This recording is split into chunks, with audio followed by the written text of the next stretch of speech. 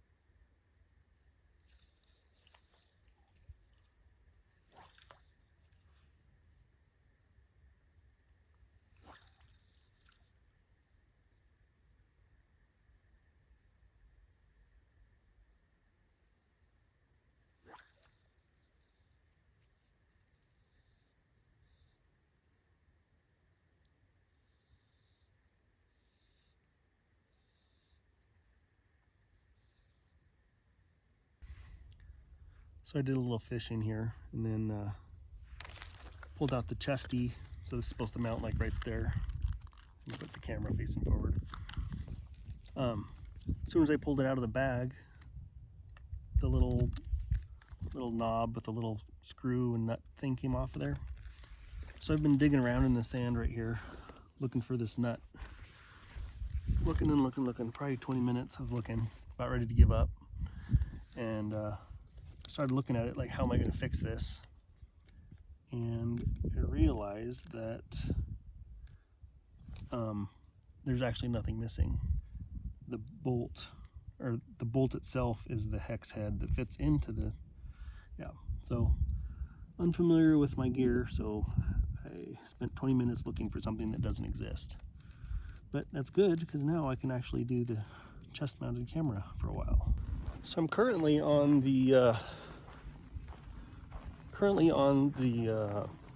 it's an old PCT reroute. So this is not the Pacific Crest Trail, but it used to be. So it's kind of a cool, it's officially an unmanned or unmaintained trail, but I think it's been used heavily, so it's kind of a shortcut. Typically you go from like Thomas Lake Trailhead and you go all the way down to Blue Lake, and then you cross over onto the PCT, and then you go north from there.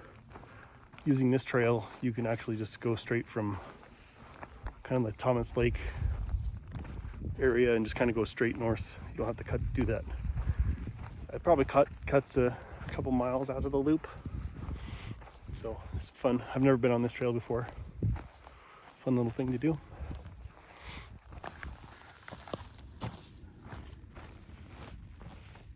All right, I'm doing a skills check here. Got something in my shoe. I don't want to take my backpack off to figure it out. So I'm going to do the old stand on one foot, take the shoe off, maintain balance, get said thing out of shoe, put shoe back on, tie shoe.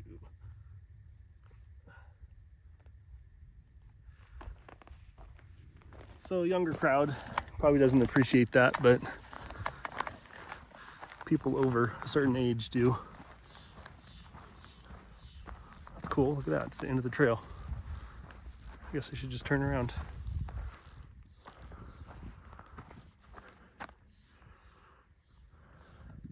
It's always funny, like this, like that is just like a dead end. It doesn't seem obvious where the trail goes from here. See if I can find it. Seems logical that it wouldn't take a hard turn. Here's a trail. This might also just be drainage. We'll see. Yeah, that's a trail. It's supposed to be in like the 90s today, back home, like 97. Did a quick view of what the temperature up here is supposed to be still. I think it's still supposed to be like 91, something like that. Got flies on the camera. So I met a guy at the trailhead that was telling me that he's been coming up here since he was a kid. And he'd come up here with his grandfather, kind of like his grandfather's babysitter. Like, make sure your grandpa comes back. Anyway, his grandpa had a hunting cabin out here, so they would come out here, hunt and fish together. Pretty cool story. And judging by his age, that probably happened in maybe the early 80s, probably. It's cool story, but it got me thinking about, oh yeah. So his grandpa said that when he was a child, that he attended the last, I think it's called, but it would have been like a powwow, but it was the Indian racetrack. So when I get home and edit this, I'll throw some facts up here. Throw some facts up here about the Indian racetrack days and what this land used to be used for. So his grandpa said he came to the last Indian racetrack days at like the 1920s. I'll see what I can find on Wikipedia and stuff about it, but it's pretty cool. I always, every time I'm out here, I'm thinking about, like, what if I stumbled across like an old bag of beads, or, oh, that's a good spider. Almost got this one. It's right in the middle of the trail today. All right. Or like arrowheads, or it just seems cool just to think of the lay of the land and how there's an area called the Indian Racetrack where apparently you can still see where they would do like competitive racing, like a corral type area. I haven't actually seen like evidence of that for myself, but I just have heard about it.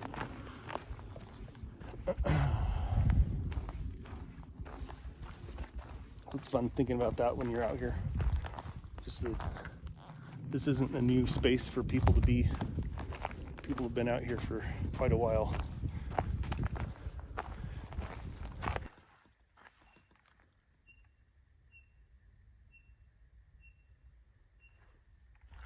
So there's that bird. You can hear it sound like a squeaky wheel. Unfamiliar with that bird. I think it's a Townsend's solitaire. Townsend solitaire.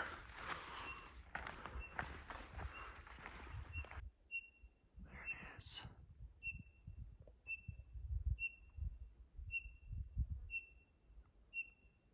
All right, just pulled up on Junction Lake. Creek is all dried out. But apparently, I looked at the archives of like fish planting. This lake hasn't been stocked in a very long time, or I couldn't find it at least. All right, so we're gonna be coming back this way tomorrow. So we'll be coming back from this way, but for now we're going this way. There's Junction Lake. All right, here we go.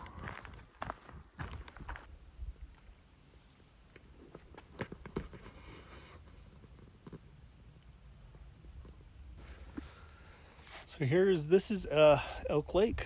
I just saw a fish jumping out there. So probably get the floaty out here pretty soon. It's nice weather. Get wet and cold. Actually, first I'll eat lunch, then I'll go get in the floaty. But yeah, there was a bunch of Forest Services guys back at Bear Lake. So I'll probably do that fishing tomorrow. Bear Lake, and then there's 2 or 3 other lakes I gotta hit in the morning tomorrow. But tonight, I think I'm gonna float around this lake, have some lunch first, and then do some fishing.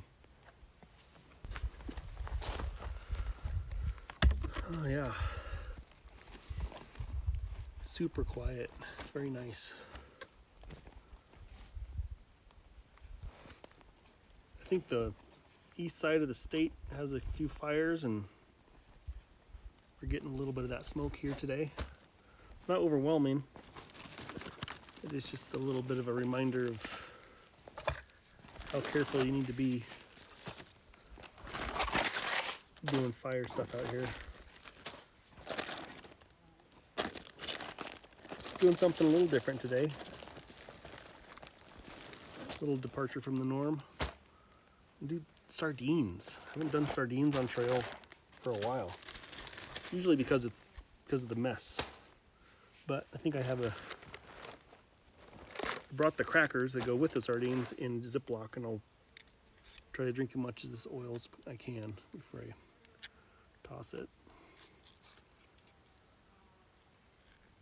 Been following the fish guy. He's like, let's decant the tin.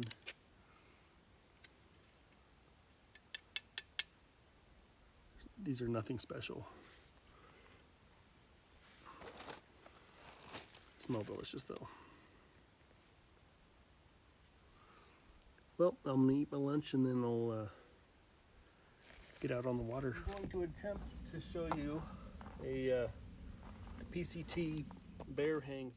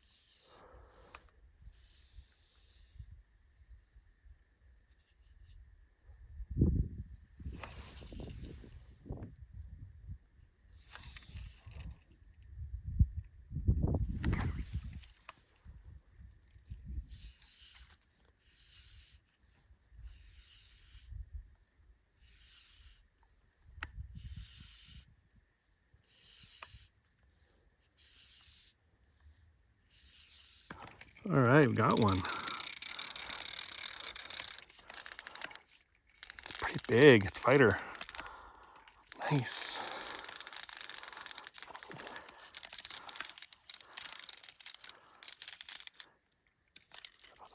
No, what happened?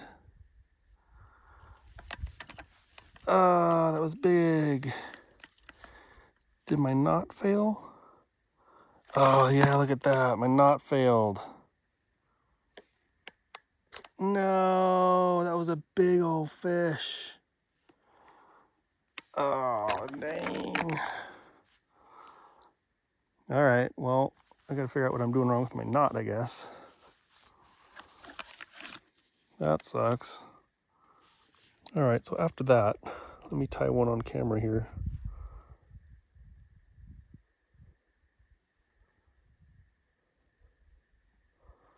All right, so this is how I tie my hooks. Go around 5 times. 1, 2, 3, 4, 5. Go through here. Then go back through here.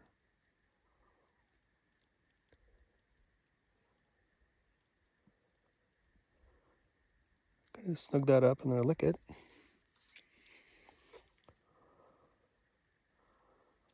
And that snugs down real tight. All right.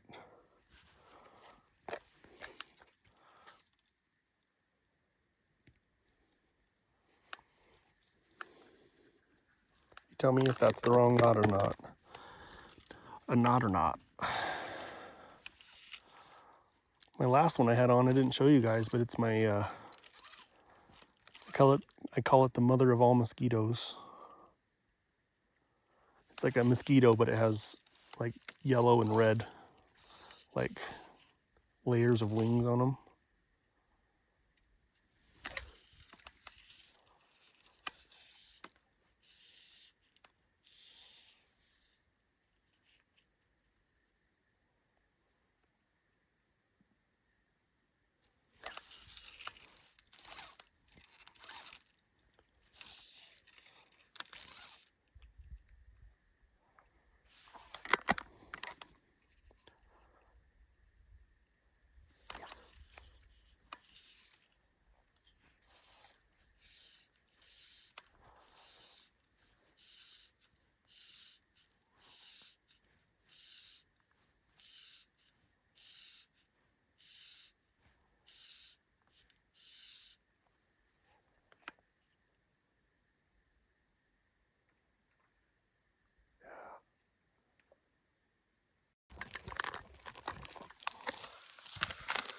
Okay. So we got rice. So I cooked the rice. I put garlic and I think I put something else in there. Cooked the rice and then I dehydrated it. So that'll help it rehydrate a little bit quicker. This has chicken, mushroom, cream of mushroom, carrots, peas,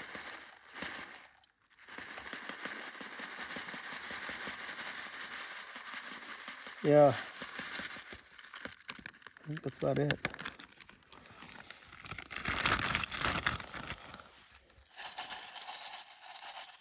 So I'm just gonna, a cold soak, you just let it soak for a while.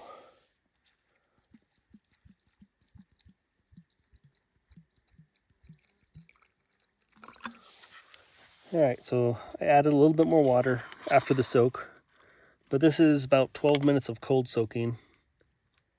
It's that takes most of the, like the hard work, I think. I'm not seeing like the creaminess of, yeah, so here's a piece of the cream of mushroom. It's not quite hydrated yet, but I haven't added any heat either, so. But everything's got a really good start. So I add a little bit more water.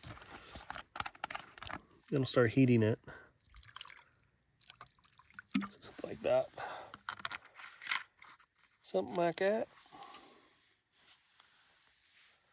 And then I'll come back after it's warm. So just in case anybody was wondering, all this underbrush, the whole side of the lake is blueberries. So I've been eating blueberries all day. It's pretty nice. Okay, so I let it come to a boil, and then I let it sit for 5 minutes more. It's still too hot to touch the handles. Well, it was a second ago. But there's, where are we at? That's what we're looking like. Rice casserole? Rice chicken casserole? The cream of mushroom is just kind of there, not really. And I ended up adding, we'll go to flavor here. I added some of my trout seasoning. So if I caught a trout, I was going to cook it, but got skunked.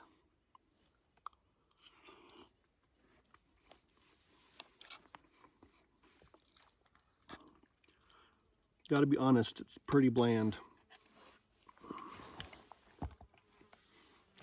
I always forget to grab my cream cheese. I have the Laughing Cow cream cheese that hikes.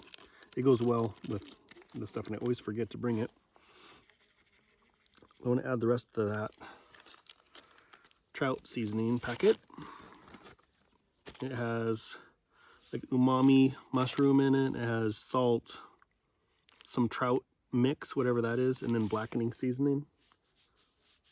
And then I also have, be right back. So I added the rest of that trout seasoning.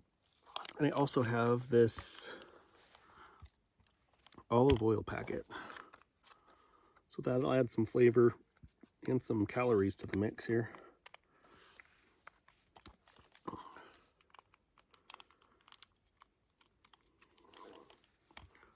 So mix that in. Should have quite a bit more saltiness to it.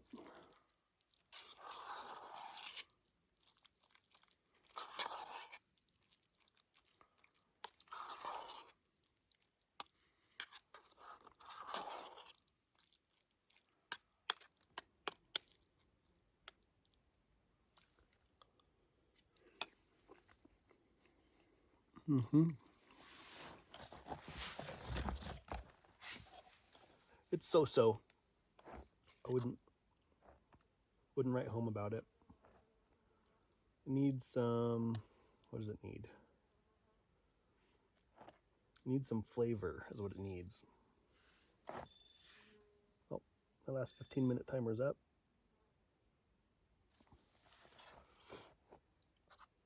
All right, yeah, so it needs flavor. I know I put plenty of pepper in it when I made it, but the whole rest of it's pretty bland, so need some more stuff in there.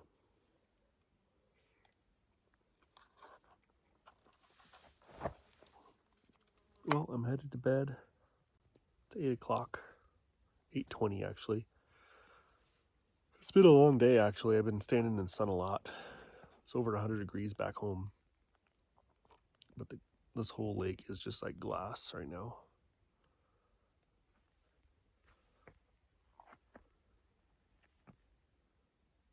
It's beautiful. All right, so it's a bummer I didn't catch any fish today, but maybe tomorrow. So I'll catch you in the next video. Have a good evening.